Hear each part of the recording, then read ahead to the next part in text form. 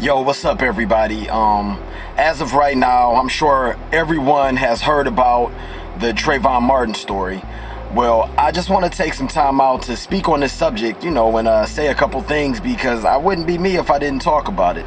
So, Trayvon Martin, a 17-year-old kid, is walking from the convenience store headed to his father's girlfriend's house when George Zimmerman, 28 years old, follows him in the car because he witnessed suspicious behavior. Now, he's the fucking community watch captain. Can somebody out there tell me what the fuck is a community watch captain?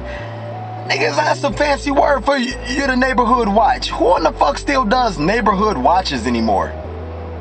So, George is following Trayvon home, and Trayvon's 17, so I'm sure when he sees some guy following him in the car, he's gonna say something. He probably like, yo, what the fuck you following me for? I'm not doing nothing wrong.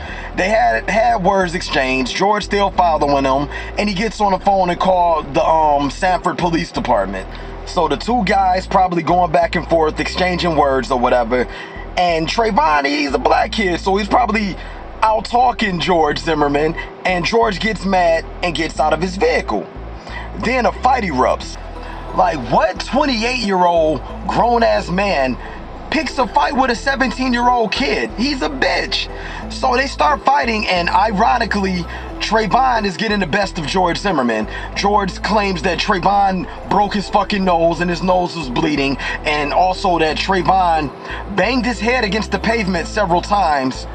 By this time, all of the neighbors are witnessing the fight. They're looking out the window. They're on the phone with the police department, and they see Trayvon beating the brakes off of George Zimmerman. George don't want to be humiliated, so what does he do? What do bitches do when they can't win a fight? He reaches for his gun. Now, what in the fuck is the community watch officer doing with a fucking gun? He pulls out the gun and pow! He shoots the kid. He shoots Trayvon Martin.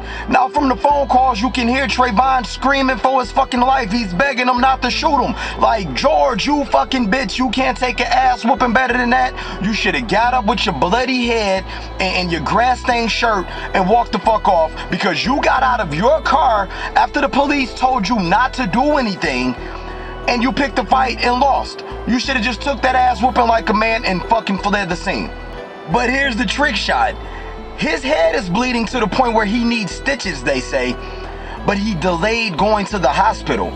And when he finally went to the hospital, they say his head had already started to heal. Who the fuck are you, Wolverine?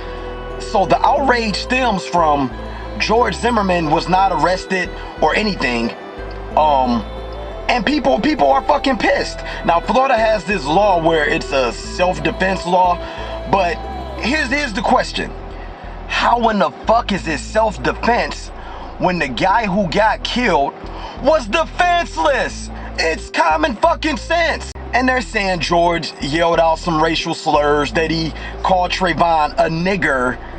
I don't give a fuck if he a racist or not, because an asshole is an asshole and murder is murder. It's not to be justified. So whether he yelled out some racial slurs or whatever, he had no right to kill that guy. You had no right to fucking put your hands on Trayvon Martin in the first place when the police told you to stay in the car. So right there should be the fucking law. That shows that the law was broken if the police tell you to stay in the car and you get out and disobey the fucking law.